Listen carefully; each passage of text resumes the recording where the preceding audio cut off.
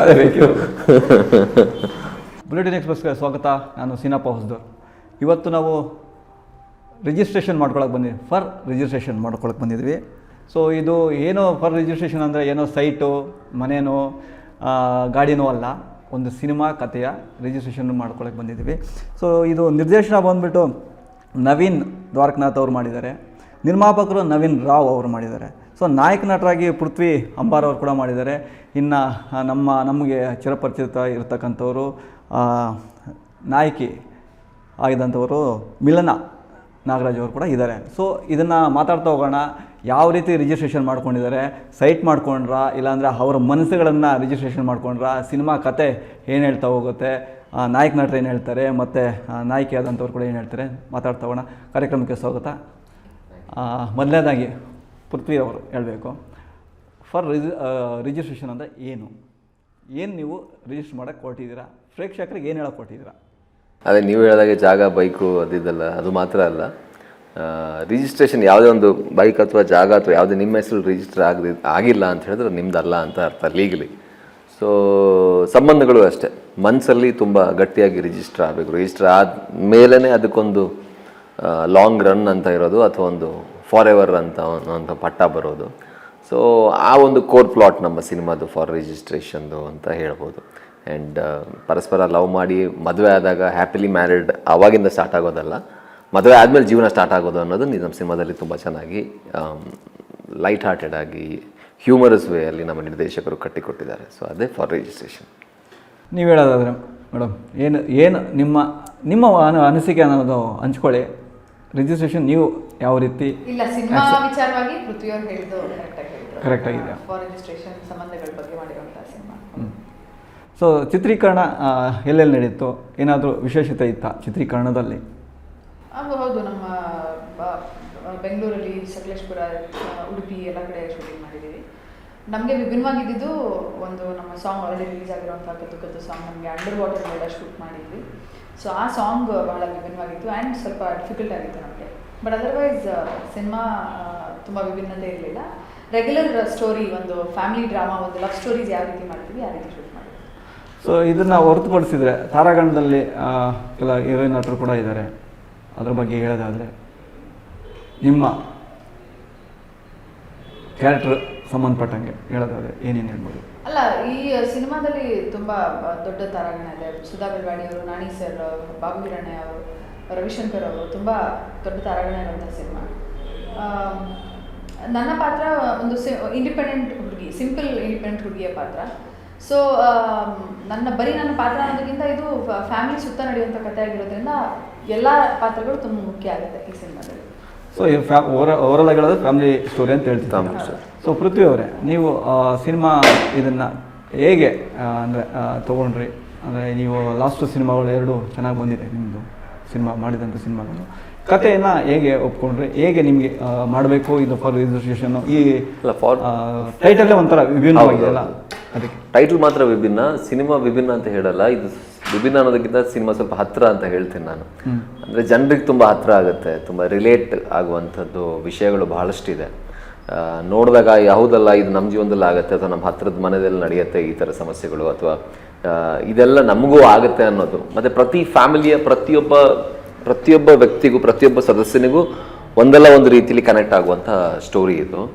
ಹಾಗಾಗಿ ಅದು ನನಗೆ ತುಂಬ ಇಷ್ಟ ಆಯಿತು. ಆ್ಯಂಡ್ ಇನ್ನೊಂದು, ಈಗ ಪ್ರಸ್ತುತ ಇರುವಂತಹ ಸನ್ನಿವೇಶಕ್ಕೆ ಸರಿಯಾದ ಒಂದು ಮೆಸೇಜನ್ನು ನಮ್ಮ ಸಿನಿಮಾ ಕೊಡ್ತಾ ಇದೆ. ಫ್ಯಾಮಿಲಿ ಸ್ಟ್ರಕ್ಚರ್ ಯಾವ ರೀತಿ ಇರಬೇಕು, ಫ್ಯಾಮಿಲಿಗೆ ಪ್ರಯಾರಿಟಿ ಎಷ್ಟು ಕೊಡಬೇಕು, ಒಬ್ಬರ ನಡುವೆ ಹೊಂದಾಣಿಕೆ ಯಾವ ಲೆವೆಲಲ್ಲಿ ಇರಬೇಕು, ಟ್ರಸ್ಟ್ ಅನ್ನೋದು ಏನು, ಮದುವೆ ಅನ್ನೋದೇನು, ಅದೆಲ್ಲವನ್ನು ಸಿನಿಮಾದಲ್ಲಿ ತುಂಬ ಚೆನ್ನಾಗಿ ಸುಮ್ಮನೆ ಬುದ್ಧಿ ಹೇಳೋ ಥರ ಹೇಳಿಲ್ಲ, ಹ್ಯೂಮರಸ್ ಆಗಿ ಒಂದು ಕಥೆಯ ಮೂಲಕ ಹೇಳಿರೋದ್ರಿಂದ ಸಿನಿಮಾ ನೋಡಿದ ಮೇಲೆ ನೋಡುಗರು ಯಾರು ಇದ್ದಾರೆ ಅವರಲ್ಲಿ ಒಂದಷ್ಟು ಬದಲಾವಣೆಗಳು ಈ ಸಿನಿಮಾದ ಮೂಲಕ ಆಗುತ್ತೆ ಅನ್ನೋದು ನನ್ನ ಅನಿಸಿಕೆ. ಯಾರು ನೋಡ್ತಾರೋ ಅವರಲ್ಲಿ ಒಂದಷ್ಟು ಒಳ್ಳೆಯ ಸಕಾರಾತ್ಮಕವಾದಂತಹ ಪಾಸಿಟಿವ್ ವೇಯಲ್ಲಿ ಕೆಲವೊಂದು ಬದಲಾವಣೆಗಳು ಆಗುತ್ತೆ ಅನ್ನೋದು ನನ್ನ ನಂಬಿಕೆ.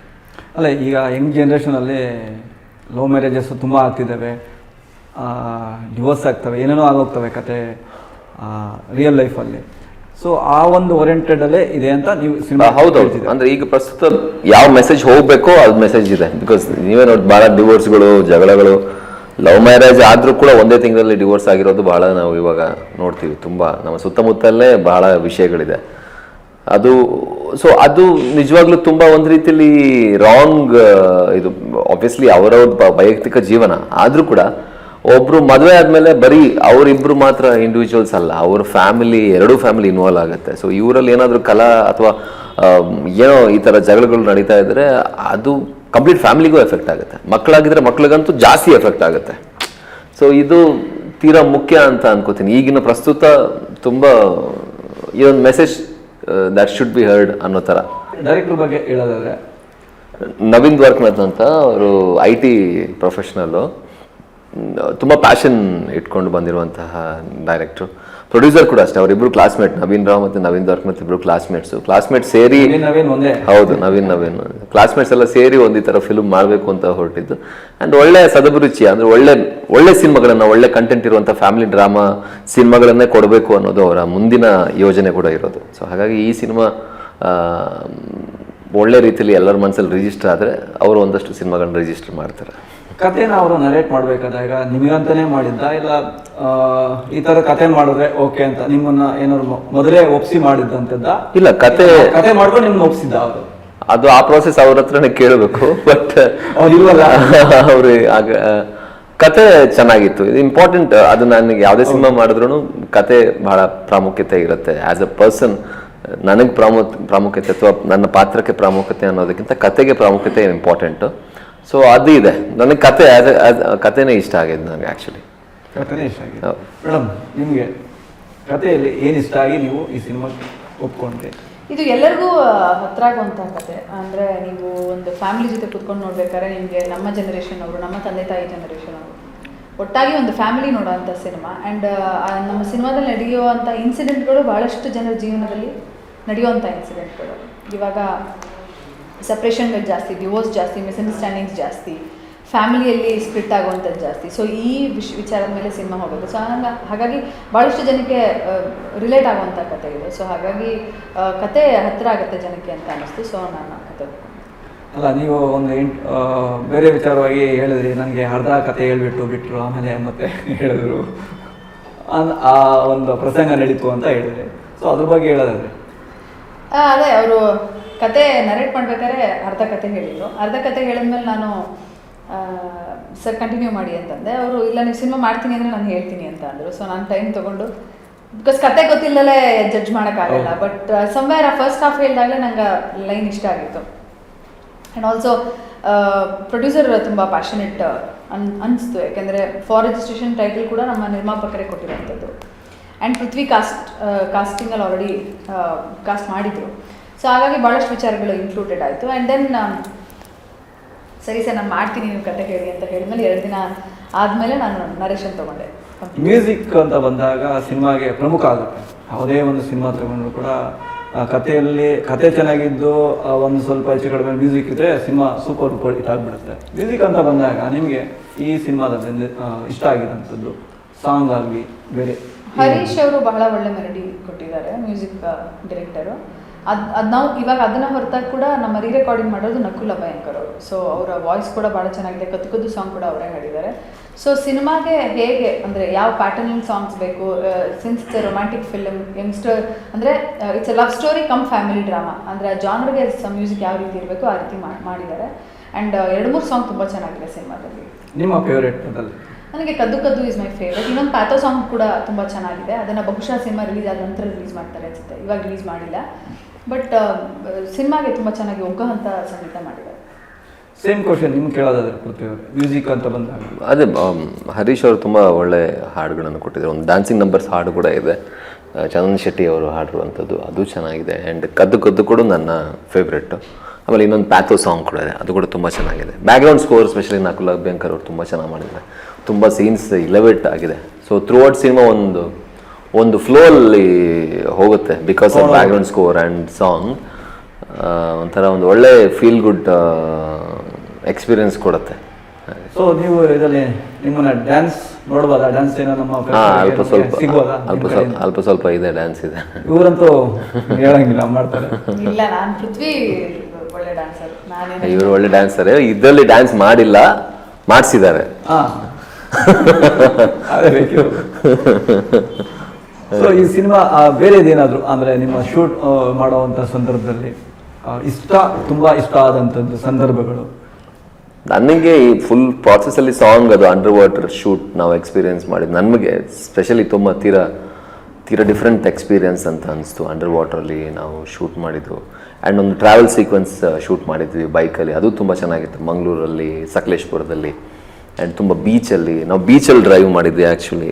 ನೀರಲ್ಲಿ ಬೈಕ್ ಓಡಿಸಿರೋದು ಅದೆಲ್ಲ ಒಂಥರ ತೀರಾ ಡಿಫ್ರೆಂಟ್ ಎಕ್ಸ್ಪೀರಿಯೆನ್ಸ್ ಅಂತ ಅನಿಸ್ತು ನನಗೆ.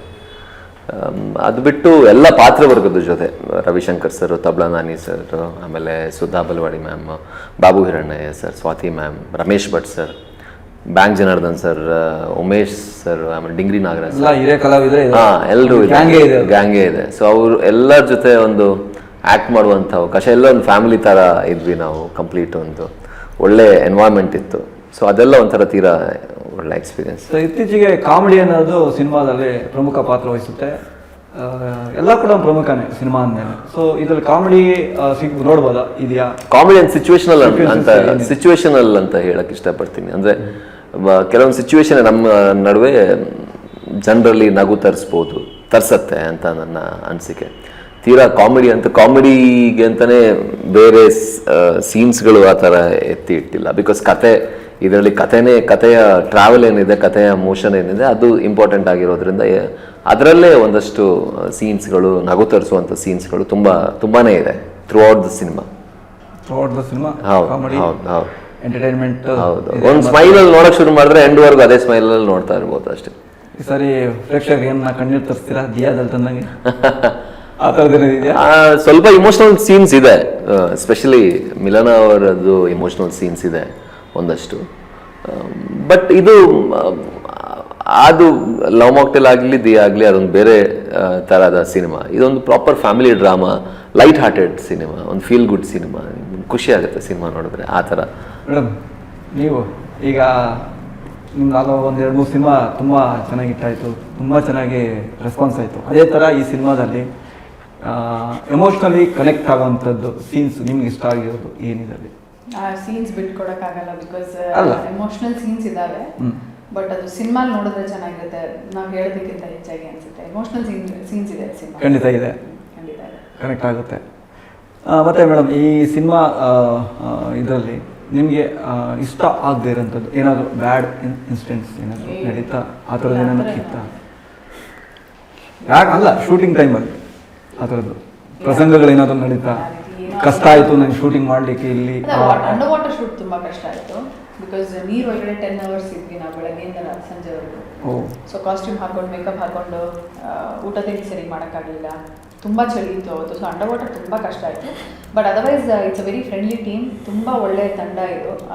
ಯಾರು ವಾಯ್ಸ್ ರೇಸ್ ಮಾಡಿ ಮಾತಾಡೋದಾಗಲಿ, ಜೋರಾಗಿ ಮತ್ತೊಂದು ಆ ರೀತಿಯಾದಂಥ ಎಕ್ಸ್ಪೀರಿಯನ್ಸ್ ಯಾವತ್ತೂ ಆಗಿಲ್ಲ ಸೆಟ್ಟಲ್ಲಿ. So it was a very nice team ಅಂತಾರೆ. ಓವರಾಲ್ ಆಗಿ ಸಿನಿಮಾ ಪ್ಯಾಕೇಜ್ ಹೇಳೋದಾದ್ರೆ ಅದೇ ಫಾರ್ ರಿಜಿಸ್ಟ್ರೇಷನ್ ಸಿನಿಮಾ ಬಗ್ಗೆ ಹೇಳಬೇಕು ಅಂತ ಹೇಳಿದ್ರೆ, ಕಂಪ್ಲೀಟ್ ಫ್ಯಾಮಿಲಿಯಲ್ಲಿ ಪ್ರತಿಯೊಬ್ಬ ಸದಸ್ಯನಿಗೂ ಕನೆಕ್ಟ್ ಆಗುವಂತಹ ಸಿನಿಮಾ.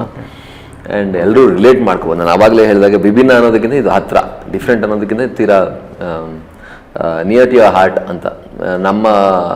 ನಮ್ಮ ಲೈಫಲ್ಲಿ ಈ ಥರ ವಿಷಯಗಳು ನಡೆದಿರುತ್ತೆ ಆ್ಯಂಡ್ ತುಂಬ ರಿಲೇಟ್ ಮಾಡ್ಕೋಬೋದು. ಮತ್ತು ಮದುವೆ ಅನ್ನೋದು, ರಿಲೇಷನ್ಶಿಪ್ ಅನ್ನೋದು, ಸಂಬಂಧ ಅನ್ನೋದು ಎಷ್ಟು ಇಂಪಾರ್ಟೆಂಟ್ ಒಬ್ಬನ ಲೈಫ್ಗೆ ಅನ್ನೋದನ್ನು ಈ ಸಿನಿಮಾ ತುಂಬ ಚೆನ್ನಾಗಿ ಪೋರ್ಟ್ರೇ ಮಾಡಿದೆ. ನಿರ್ದೇಶಕರು ತುಂಬ ಚೆನ್ನಾಗಿ ತೋರಿಸಿದ್ದಾರೆ. And music obviously Harish sir ಅವರ ಸಂಗೀತ, ಅವರ ಡೆಬ್ಯೂ ಆದರೂ ಕೂಡ ಒಳ್ಳೊಳ್ಳೆ ಹಾಡುಗಳನ್ನು ಕೊಟ್ಟಿದ್ದಾರೆ. ಆ್ಯಂಡ್ ನಕುಲ್ ಅಭ್ಯಂಕರ್ ಅವರ ಹಿನ್ನೆಲೆ ಸಂಗೀತ ಅದು ತುಂಬ ಚೆನ್ನಾಗಿದೆ.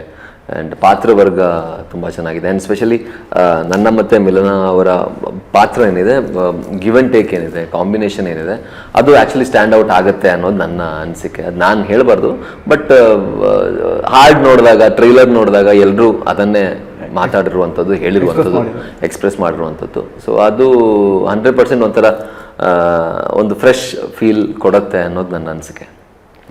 ನಿಮ್ಮ ಮಾತು ಮೇಡಮ್? ಡೆಫಿನೆಟ್ಲಿ ಈಗ ಒಂದು ಸಿನಿಮಾ ನೋಡ್ಬೇಕಾದ್ರೆ ಕಾಂಬಿನೇಷನ್ ಯಾವುದು ಅಂತ ಜನ ನೋಡ್ತಾರೆ ಥಿಯೇಟರ್ಗೆ ಬರೋಕ್ಕೆ ಮುಂಚೆ ತುಂಬ ಇಂಪಾರ್ಟೆಂಟ್ ಆಗುತ್ತೆ. ಆ್ಯಂಡ್ ನಂದು ಪೃಥ್ವಿದು ಫಸ್ಟ್ ಟೈಮ್ ಕಾಂಬಿನೇಷನ್. ಆಲ್ಸೋ ನಾವು ಮಾಡಿರುವಂಥ ಸಿನಿಮಾಗಳು, ಗೆದ್ದಿರೋಂಥ ಸಿನಿಮಾಗಳು ಮಾಡಿರುವಂಥ ಜಾನರೇ ಈ ಸಿನಿಮಾ. ಸೊ ಎರಡು ಒಂದು ಸ್ವೀಟ್ ಪಾತ್ರಗಳು, it's a very sweet film, family film, ಅಂದರೆ ನಮ್ಮ ಆಡಿಯನ್ಸ್ಗಳಿಗೆ ಬಹುಶಃ ಇಷ್ಟ ಆಗುವಂಥ ಸಿನಿಮಾ.